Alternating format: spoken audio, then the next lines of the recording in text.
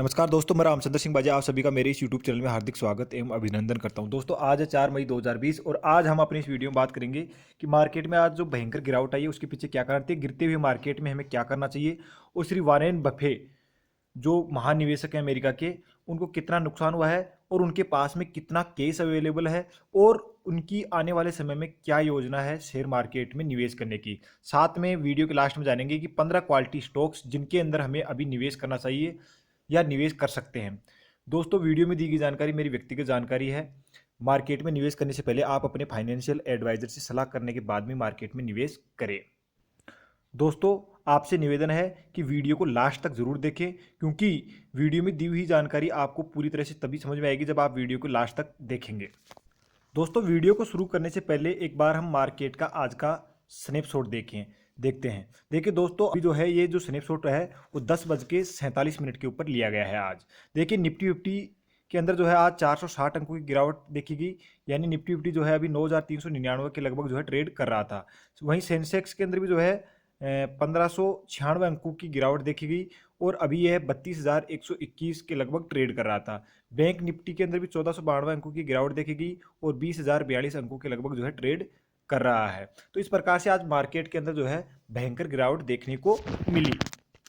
दोस्तों, इस समय मार्केट में रिकवरी और गिरावट उसका सिर्फ और सिर्फ एक कारण है, कोरोना वायरस। देखिए, कोरोना वायरस से संबंधित कोई अच्छी न्यूज आती है जिसकी वजह से मान लीजिए कि अर्थव्यवस्था पटरी पर लौटने की संभावना जगती है, तो मार्केट जो है उसके अंदर रिकवरी आने लगती है या तेजी आने लगती है। और जब मान लीजिए कोरोना वायरस की वजह से कोई नेगेटिव न्यूज आती है तो मार्केट के अंदर गिरावट आने लगती है। देखिए, अब तक इंडिया के अंदर टोटल एक्टिव केस की संख्या 42,533 हो गई है और पिछले 24 घंटों में नए जो संक्रमितों की संख्या जो है वो थी 2,553। अभी तक इंडिया के अंदर टोटल रिकवर्ड जो केस हैं उनकी संख्या है 11,707 और टोटल जो डेथ हैं उनकी संख्या है 1,373 और पिछले 24 घंटों के अंदर जो है 72 लोगों की डेथ हो चुकी है। तो दोस्तों, कोरोना वायरस की वजह से ही मार्केट के अंदर जो है गिरावट या फिर रिकवरी बनी हुई है। दोस्तों, जैसा कि आप सभी न्यूज़ देखते हैं, आप सभी को मालूम है कि कोरोना वायरस की वजह से जो दो महाशक्तियां हैं अमेरिका और चाइना, उनके बीच के अंदर जो आपसी जो मतभेद हैं वो बहुत ज़्यादा हो गए हैं और स्थिति ये बन गई है कि आने वाले समय के अंदर इसका प्रभाव जो है जो वर्ल्ड जो इकोनॉमी है उसके ऊपर देखने को मिलेगा। तो उसकी वजह से जो है ग्लोबल जो मार्केट्स हैं उनके अंदर भी गिरावट आ रही है और ग्लोबल मार्केट्स के अंदर जब गिरावट आती है तो उसका असर हमारे भारतीय बाजारों के अंदर भी देखने को मिलता है। तो जो अमेरिका और जो चाइना के बीच के अंदर जो ट्रेड वार जो है चल रहा है और जो अभी कोरोना वायरस की वजह से जो भी मतभेद चल रहे हैं उसका असर बाजारों के ऊपर भी देखने को मिल रहा है।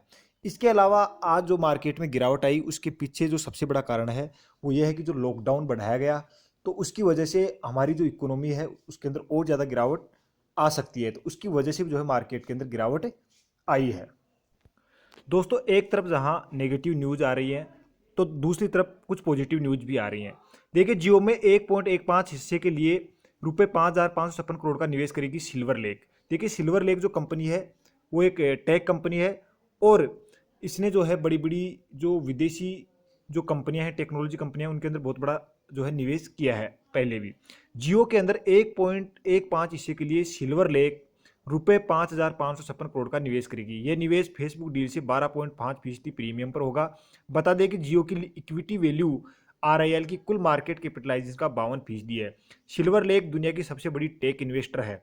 सिल्वर लेक ने दुनिया की कई सफल टेक कंपनियों के अंदर निवेश कर रखा है। इसमें Twitter, Airbnb, Alibaba, Dell technology, ANT financial, Twitter, Alphabet और विमो और कई दूसरी बड़ी कंपनियां शामिल है। ये एसएलपी का इंडिया में सबसे बड़ा इन्वेस्टमेंट है। ये कोविड-19 में भी जियो के बिजनेस मॉडल की क्षमताओं की पुष्टि करता है। देखिए, जियो पर दुनिया भर की इन्वेस्टर की पूरी नज़र बनी हुई है और वो इनके अंदर निवेश करने के लिए तैयार हैं। दोस्तों, यदि विदेशी कंपनियां हमारे देश की कंपनियों के अंदर निवेश कर रही हैं तो आप समझ सकते हैं कि हमारे जो देश की जो कंपनियां हैं उनके अंदर निवेश करके हम भी अच्छा रिटर्न कमा सकते हैं। दोस्तों, अब बात करते हैं ग्लोबल मार्केट की। देखिए, ग्लोबल मार्केट में काफ़ी ज़्यादा कमजोरी देखी जा रही है इस समय। तो जो ग्लोबल मार्केट में कमजोरी है उसका कारण भी कोरोना वायरस है। देखिए, दुनिया का सबसे शक्तिशाली और समृद्ध जो देश अमेरिका है, अभी इस समय सबसे बुरी हालत अमेरिका की है और उसके लिए अमेरिका जो है चाइना को जो है जिम्मेदार मान रहा है। तो आपसी में जो ये मतभेद हो रहे हैं उसकी वजह से लॉन्ग टर्म के ऊपर भी जो है विदेशी जो अर्थव्यवस्था है उसके ऊपर एक बहुत बड़ा नेगेटिव इफेक्ट देखने को मिलेगा। तो उसकी वजह से ग्लोबल जो मार्केट है उनके अंदर भी कमजोरी देखी जा रही है। उसकी वजह से हमारे भारतीय बाजारों के अंदर भी आज जो है गिरावट देखने को मिली। दूसरी बात हम बात करते हैं वारेन बफे, जो महान इन्वेस्टर हैं श्री वारेन बफे, उनको देखिए $50 अरब का घाटा हुआ है। वारेन बफे के पास में अभी 137 अरब डॉलर का केस अवेलेबल है और उन्होंने एक प्रेस कॉन्फ्रेंस में कहा है कि जल्दी ही वो शेयर मार्केट के अंदर निवेश करेंगे। हालांकि देखिए उन्होंने ये बोला है कि जो एयरलाइन कंपनी की जो हिस्सेदारी थी उनके पास में वो पूरी हिस्सेदारी उसने बेच दी है। अब देखिए समझना इस बात को, क्योंकि वॉरेन बफे साहब जो हैं बहुत बड़े इन्वेस्टर हैं और उनको मालूम है कि जो कोरोना वायरस है इसका प्रभाव बहुत लंबे समय तक रहेगा, इसलिए एयरलाइन जो सेवाएं हैं उसका प्रभाव जो है सबसे ज़्यादा इनके ऊपर ही पड़ेगा। तो एयरलाइन कंपनियां जो हैं वो मुनाफे में नहीं आ सकती, इसलिए उन्होंने क्या किया, एयरलाइन कंपनियों के अंदर जो हिस्सेदारी थी उसको सेल कर दी।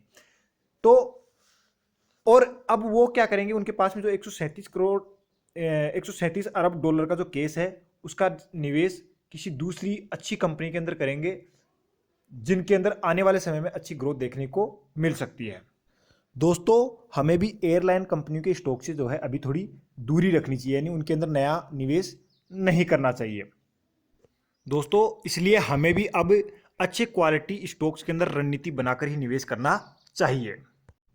दोस्तों अब वीडियो में आगे बात करते हैं 15 क्वालिटी स्टॉक्स की जिनके अंदर हमें निवेश करना चाहिए तथा ट्रेड करना चाहिए। दोस्तों आपको मैं एक आज नई बात बता रहा हूं, आपके पास में जो पूंजी है आप क्या करें, उसको आधे जो पैसे हैं उनको परमानेंटली क्वालिटी स्टॉक्स के अंदर निवेश कर दें और जो आधी जो पूंजी है जिसको आप लगा रखे हो मार्केट में उससे आप क्या करें, ट्रेडिंग करें। और ट्रेडिंग कैसे करें कि जैसे मान लें क्वालिटी स्टॉक्स आज आपने गिरावट के अंदर लिया, उसके अंदर फिर तेजी आई 10-15-20% की, आपने अपना प्रॉफिट बुक किया, सेल कर दिया, फिर गिरावट आई, फिर खरीदा, फिर जो है सेल कर दिया। तो इस प्रकार से आप जो है ट्रेडिंग भी कर सकते हैं और साथ साथ में आपको उन क्वालिटी स्टॉक्स के अंदर कुछ अमाउंट जो है निवेशित भी रखना है, यानी वो परमानेंटली इन्वेस्ट रखना है।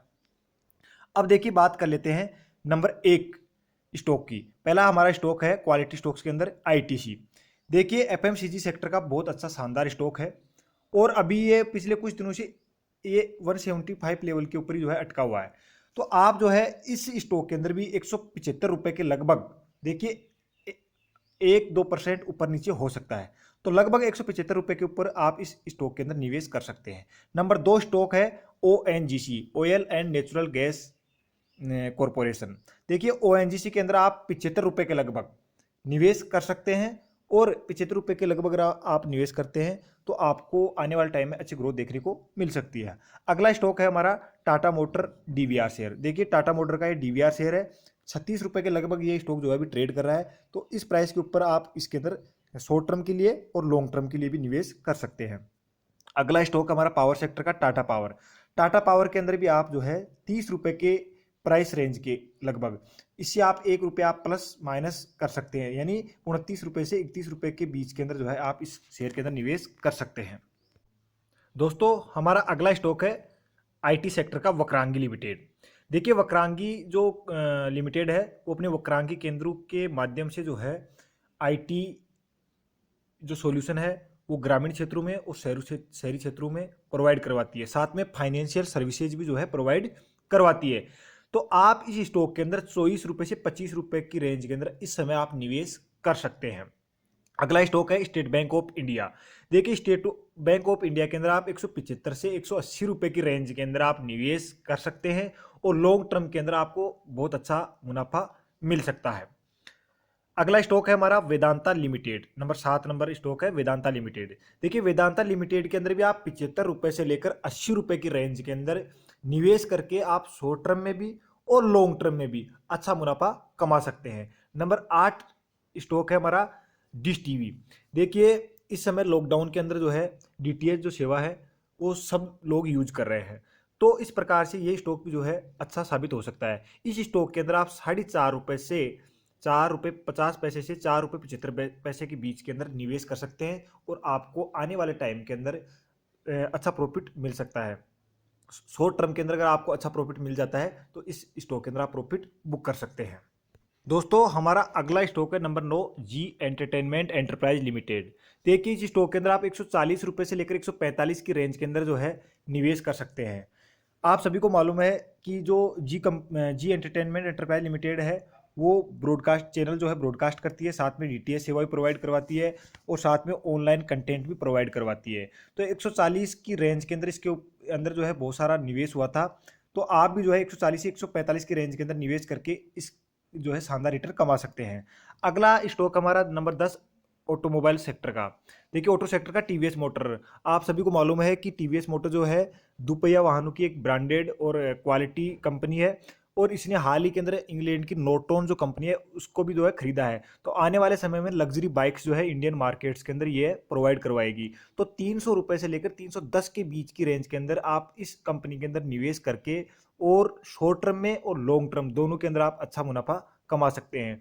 अगला स्टॉक है हमारा एसबीआई कार्ड। देखिए एसबीआई कार्ड जो है आप सभी को मालूम है हाई प्राइस के ऊपर लिस्टेड हुआ था, उसके बाद के अंदर कंटिन्यू इसके अंदर गिरावट देखी जा रही है।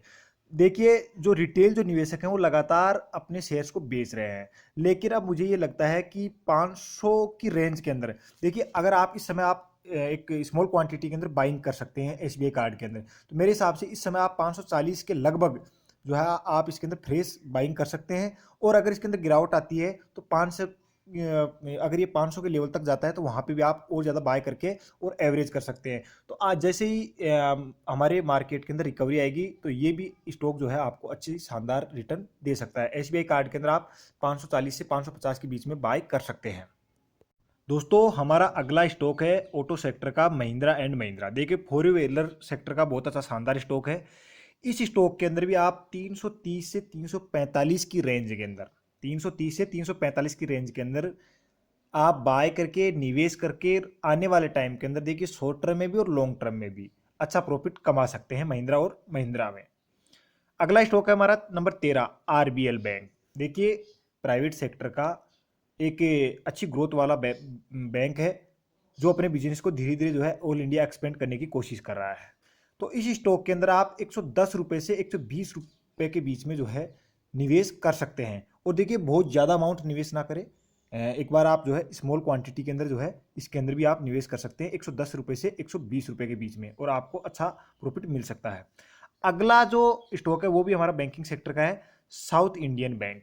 देखिए साउथ इंडियन बैंक जो है अपनी जो इसकी जो बुक वैल्यू है इससे बहुत कम प्राइस के ऊपर ट्रेड कर रहा है। आप इस स्टॉक के अंदर अभी ₹5.75 के ऊपर जो है निवेश कर सकते हैं। आपको आने वाले समय में अच्छी ग्रोथ या अच्छा रिटर्न ये स्टॉक दे सकता है। साउथ इंडियन बैंक का जो स्टॉक है अच्छा रिटर्न आपको दे सकता है अगर आप इसके अंदर ₹5.75 के लगभग जो है निवेश करते हैं। अगला स्टॉक है हमारा लास्ट, उज्जीवन फाइनेंस। देखिए एनबीएफसी सेक्टर की कंपनी है उज्जीवन फाइनेंस और कुछ दिनों पहले आरबीआई ने म्यूचुअल फंड को जो है बहुत ज़्यादा जो लिक्विडिटी प्रदान की थी, तो उसका पॉजिटिव इम्पैक्ट एनबीएफसी कंपनी को देखने को मिलेगा। तो उज्जीवन फाइनेंस के अंदर आप जो है ₹150 के लगभग देखिए 150 से ₹160, बार बार ये स्टॉक 150 की रेंज 160 की रेंज में आ रहा है, फिर वहाँ से 190 तक जा रहा है, फिर वापस 150 की रेंज में आ रहा है। तो आप इस स्टॉक के अंदर 150 से ₹160 के बीच के अंदर निवेश कर सकते हैं और आपको लॉन्ग टर्म में भी और शॉर्ट टर्म में भी अच्छा मुनाफा मिल सकता है। दोस्तों अब वीडियो के लास्ट में दो एक्स्ट्रा शेयर की भी बात कर लेते हैं। देखिए दिग्गज शेयर हैं, नंबर 1 है रिलायंस इंडस्ट्रीज। देखिए रिलायंस इंडस्ट्रीज के अंदर अभी काफ़ी ज़्यादा जो है निवेश आ रहा है विदेशों से। देखिए पहले जो है फेसबुक और जियो, फेसबुक ने जियो के अंदर जो है निवेश किया और अब जो है एक जो टेक कंपनी है वो भी इसके अंदर जो है 1.15 हिस्सेदारी खरीद रही है, जिसके बारे में हमने चर्चा की थी वीडियो की शुरुआत में। तो अभी ये ₹1400 के लगभग जो है ट्रेड कर रहा है। तो इस समय आप इसके अंदर निवेश कर सकते हैं, लेकिन ध्यान रहे इसके अंदर आप बड़ी मात्रा में निवेश ना करें। रिलायंस इंडस्ट्रीज के अंदर आप स्मॉल क्वांटिटीज के अंदर इसके अंदर निवेश कर सकते हैं। अगला स्टॉक है बजाज फाइनेंस। देखिए बजाज फाइनेंस के बारे में मैंने आपको मेरे बहुत सारे वीडियोज के अंदर आपको बताया है कि 1900 से 2000 की रेंज के अंदर आप इसके अंदर बाय कर सकते हैं। देखिए अभी भी मैं आपको ये कहना चाहता हूँ कि 1900 से ₹2100 की रेंज के अंदर आप स्मॉल क्वांटिटीज के अंदर बाय करें। अगर ये मान लीजिए अपसाइड जाता है, आपको 10-5% रिटर्न मिलता है, आप प्रॉफिट बुक कर सकते हैं, फिर वापस ये डाउन आता है, वापस से खरीदारी कर सकते हैं। लॉन्ग टर्म के अंदर निवेश करना है तो आप इस रेंज के अंदर 1900 से 2100 की रेंज के अंदर जो है स्मॉल क्वांटिटीज में इसके अंदर निवेश कर सकते हैं, बाय कर सकते हैं। जब ये स्टॉक अगर डाउन आता है तो अगर मान लीजिए 1600 की रेंज में, 1700 की रेंज में आता है, तो आप इसके अंदर और ज्यादा क्वांटिटी के अंदर बाय कर सकते हैं और लॉन्ग टर्म के अंदर निवेशित रह सकते हैं। दोस्तों यहीं पर वीडियो को समाप्त करते हैं। अगर आपको मेरा ये आज का ये वीडियो अच्छा लगे तो प्लीज लाइक करें, शेयर करें और चैनल को सब्सक्राइब जरूर करें। धन्यवाद। जय हिंद। वंदे मातरम, वंदे मातरम।